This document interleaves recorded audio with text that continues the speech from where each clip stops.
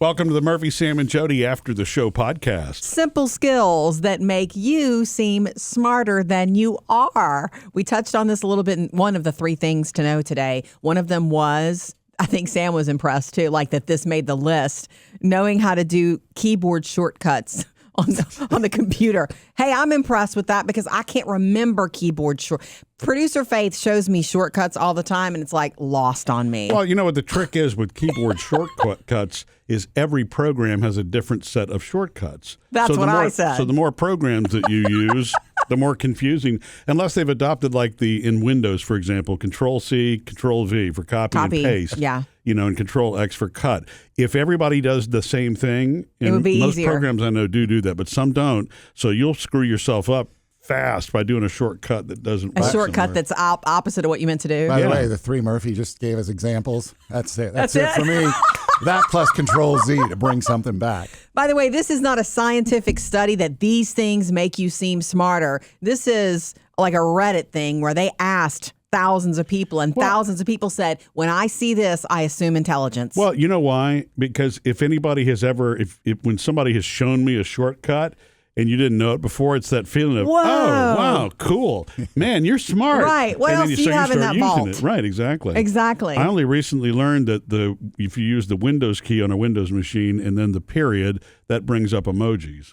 Oh. Wait, say what? Say it again? So that's how you get emojis. The Windows key in a period in Windows, I guess it's a recent thing, and then all the emojis I don't want to up. add that too. It's a lot less complicated than having to go find an emoji, blah, blah, blah, blah, I think there are certain people that are wired that way to use the shortcuts rather than the mouse and of the course. Because those are the ones that know all of those are the ones I've learned it from. Like, oh yeah, because it's like they don't even mess with the mouse and then click in this. It's just like control. You're this, right. Control that. Control this. Right. Well, it's without going like total geek brain here, but this podcast we record it on a program called Adobe Audition, which is a very popular editing software, and it's got a lot of shortcuts that are huge time savers. If I had to go to a menu and click and look and search every time. But I've used it for so long now, it's just a lot faster to use the shortcuts. See, you're making my brain hurt because I didn't realize there were shortcuts in that. I use it every day. Yeah, I use keys all the time. Basics only. Basic commands only for me, and not one because that program is intimidating to me. It offers almost too much. There is one you use a shortcut on. Oh? When you're searching, you do Control-S on one of our programs, don't you, to search? No, sir. Oh. I click on the file and I click search. Oh, maybe it's me that uses My Control-S. brain is not wired for the shortcuts. So therefore, I am one of those people that's impressed by people with all the shortcuts. So I assume you're intelligent. Congratulations. The shortcut really, again, only works, I think, if it's a program you use regularly. Sure. You're Otherwise, right, Murphy. Other things on the list. This is a big, big, big one. It signals high intelligence if you know how to use grammar properly and do so. And? That's it. Oh. Good grammar. I was waiting for the and. Okay. Yes. No shortcut here. Grammar. Yeah. It matters. In fact, it matters much in our social media world and dating app world. Apparently, somebody can have all the boxes checked, but if they're using grammar incorrectly, you're like, not so sure. You just said it matters much. Is that good grammar? No. It matters a lot. It's just if someone speaks correctly or writes correctly, consistently, that's an assumption that they're intelligent. Yeah, that's pretty universal. I understand that. It is. What makes it tricky in writing today is, speaking of shortcuts a minute ago, right? That's really what texting is. It's nothing but really shortcuts and not necessarily complete sentences or abbreviations or other things. And so you kind of have to shift your brain a little bit when you get back into writing mode if you've been texting. I don't enjoy that. I don't enjoy the texting culture where there's no punctuation. Punctuation for me means something.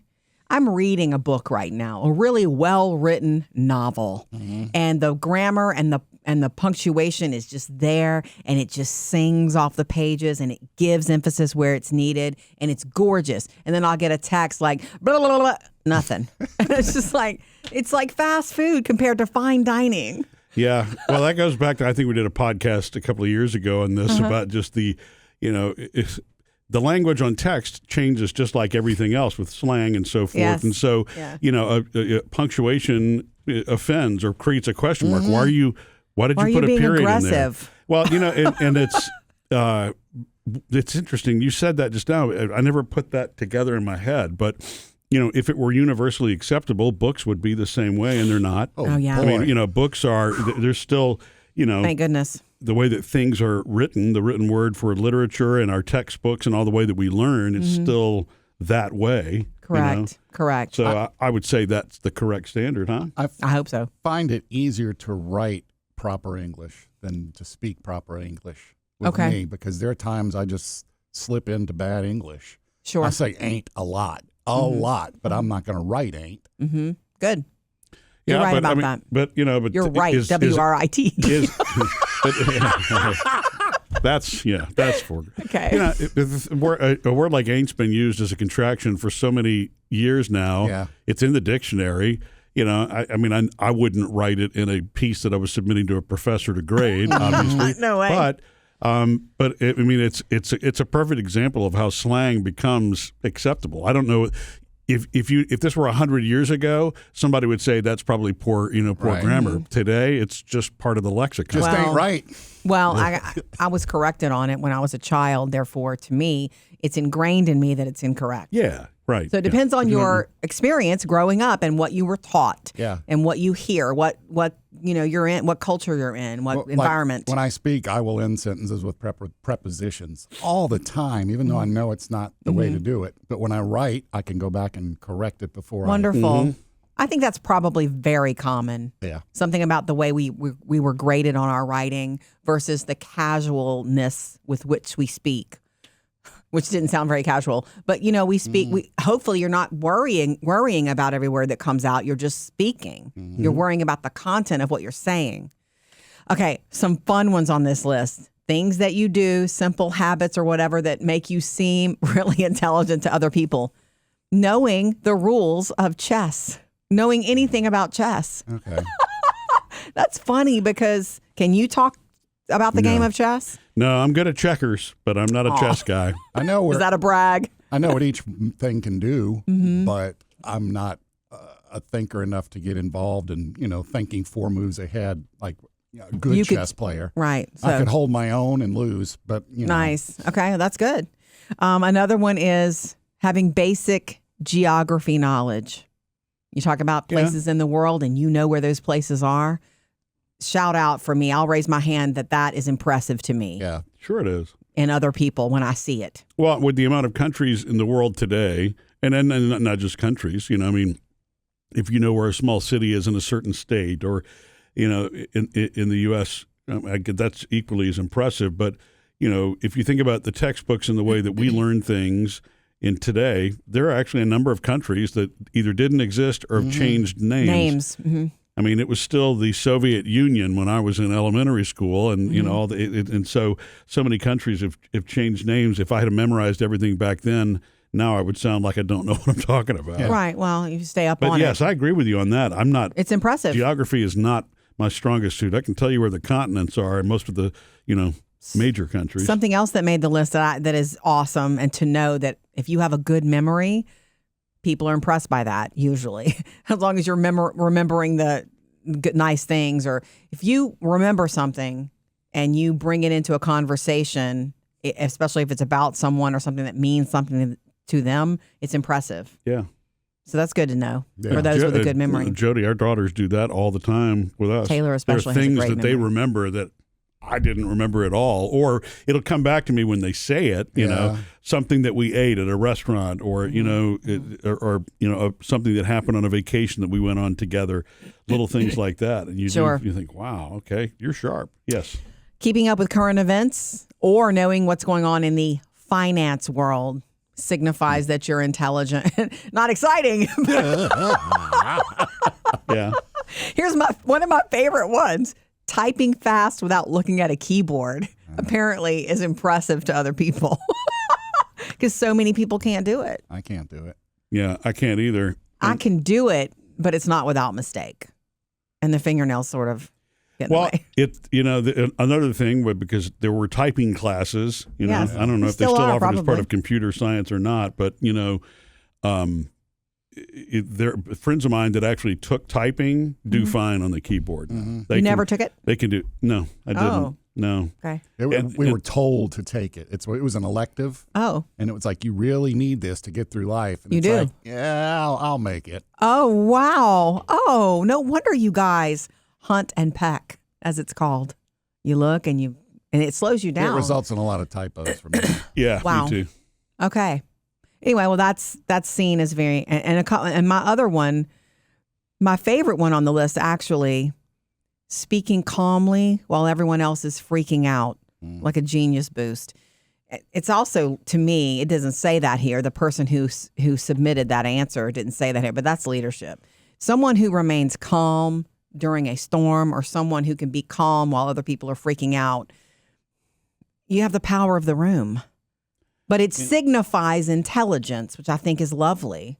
That's interesting. I see that as it's admirable, and it probably does take a certain degree of emotional intelligence to put things in perspective and not get rattled. But I remember, and it's really funny with my own. I'm horrible with my own. You're on or what? used to be with my own disasters or whatever. I let things get me riled up, but other people's, Yes. I can remain extremely calm. I remember the first time anybody ever told me that. I was a senior in high school, and Christy, who was a classmate of mine, locked her keys in her car, and she had somewhere to be. And she was freaking out. She was panicked and freaking out, and my whole thing was at that point was, okay, well, hold on, let's see, can we find a coat hanger, or just asking and keeping her calm. And she made that comment. She said, you stay so calm no matter what. I'm like, well, That's because it wasn't his keys Right. in his car. that's Right. right. That's right. It wasn't making him late for Right. his appointment. There was no plane to catch, Christy. Oh, yeah. That's funny. I love that one maybe the most, but a funny one to end with is learning a few new words in a few different languages. If you can throw out a few words in different languages, it's a sign of higher intelligence. And I would just like to add to the list that if you admit when you don't know something, but you're curious enough to look it up and learn it, I think that's a sign of high intelligence. Oh, absolutely. Maybe even emotional intelligence. Yeah. So not act like you have all the answers, because no one does. That's one of the biggest life lessons, and one of our great friends. I know that's one of her strengths. I think that's the reason that she's, Who? gone from Angela. Oh, she yeah, went yeah. up in executive management. That's one thing. At any point that I can remember, she was never embarrassed to ask a question, Good. regardless of who was in the room, regardless of how high their rank was. And it does.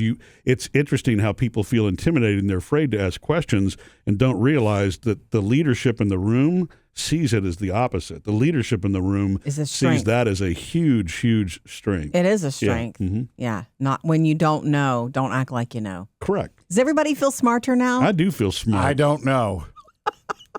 Subscribe to the Murphy, Sam, and Jody podcast. Free and easy.